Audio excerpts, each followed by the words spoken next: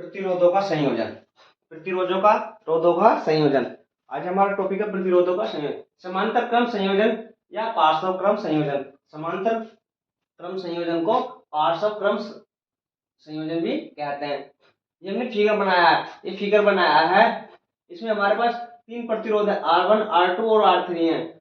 और इनमें एक बैटरी के द्वारा धारा कुंजी को दबाते हैं तो बैटरी के द्वारा धारा भेजी जाती है और ये ए पॉइंट पर आकर तीन भागों में बट जाती है, तीन भागों में बट जाती है और उसके बाद बी पर जाकर उन्हें एक ही हो जाती है, जैसे हमने बनाया फिर लिखते हैं। माना समांतर क्रम में प्रतिरोधों का संयोजन चित्र में दिखाया गया है। समांतर क्रम में प्रतिरोधों का संयोजन चित्र में दिखाया गया। तीन प्रतिरोध हमारे पास R1, R2 और R3 है। ए और बी से जोड़ा गया है, ए और बी से जोड़ा गया है। बिंदु ए और बी को बैटरी से जोड़ा गया है। बिंदु ए जो पॉइंट है इनको एक बैटरी और एक कुंजी से जोड़ा गया है। प्रत्येक सिरों के बीच विभवांतर, प्रत्येक प्रतिरोध के सिरों के बीच विभवांतर भी है। प्रत्येक प्रतिरोध के सिरों के बीच विभवांतर V है, हमारा V है। तीन प्रतिरोध हमारे R1, R2 और R3, उनमें बहने प्रभावित धाराएं I1, I2, I3 है। तीन प्रतिरोध हमारे पास R1, R2 और R3 में प्रभावित धाराएं I1, I2 और R3 हैं। ये हमें इसका लिखना पड़ता है ओम के नियम से। अब देखते हैं कि ओम के नियम से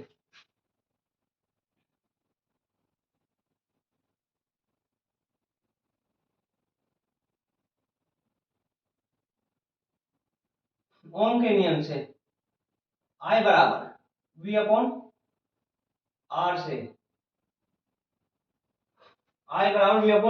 तो हमारे पास देखते हैं I1 बराबर, I1 कितना हमारे पास, I1 बराबर V अपॉन R1, ये हमारा एक हो गया। I2 कितना है, I2 बराबर V अपॉन R2, ये हमारा समीकरण नंबर 2 हो गया। I3 कितना हमारे पास, I3 बराबर V अपॉन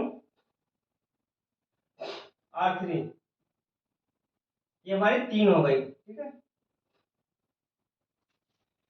तीनों में धारा बह रही है, I तीनों में तुल्य धारा जो हमारी, या कुल धारा, इसको हम कुल धारा कहते हैं। कुल धारा कितनी हमारी, कुल तुल्य धारा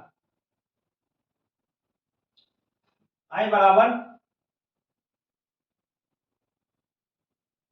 I1 plus I2 plus I3। कुल तुल्य धारा हमारी ये है, ये हमारी समीकरण नंबर 4 हो गई। I1, I2 और I3 की वैल्यू जो है समीकरण 4 में जब रखने पर I1, I2 प्लस I3 के मान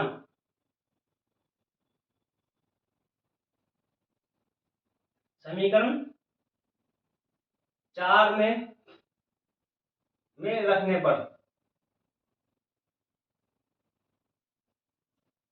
जब I1, I2, I3 के मान समीकरण 4 में रखते हैं तो हमारी वैल्यू आई, तो इसको यहाँ पर लिख देता हूं। I2 के मान समीकरण 4 में रखने पर तो हमारा क्या है, I बराबर I1 की वैल्यू कितनी है, V upon R1 plus I2 की वैल्यू कितनी है, V अपॉन R2 और I3 की वैल्यू हमारी V अपॉन R3।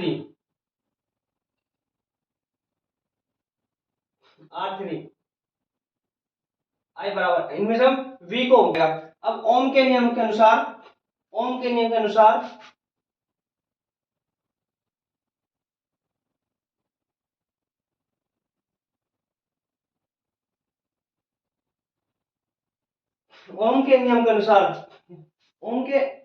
के अनुसार इसके सिरों के बीच प्रतिरोध के सिरों का तुल्य प्रतिरोध R,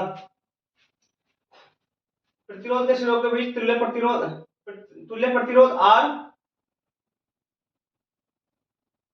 तुल्य प्रतिरोध आर, विभवांतर बी,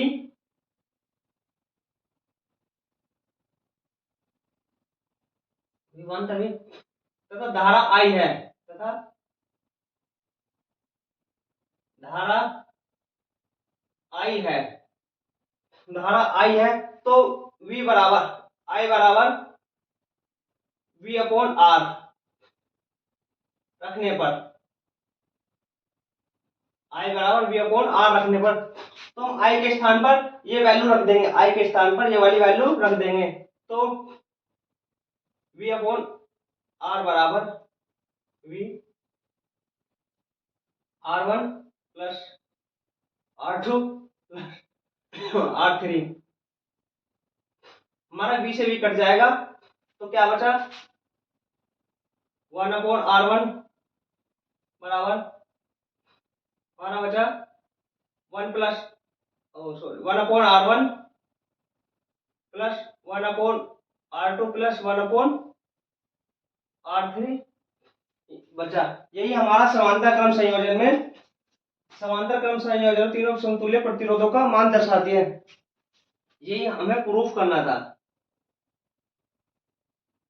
यही हमें प्रूफ करना था। समांतर क्रम संयोजन का ये सूत्र है, इस पर न्यूमेरिकल्स भी होंगे, ये समांतर क्रम संयोजन का सूत्र, और इस पर हम न्यूमेरिकल्स भी करेंगे, न्यूमेरिकल्स भी करेंगे।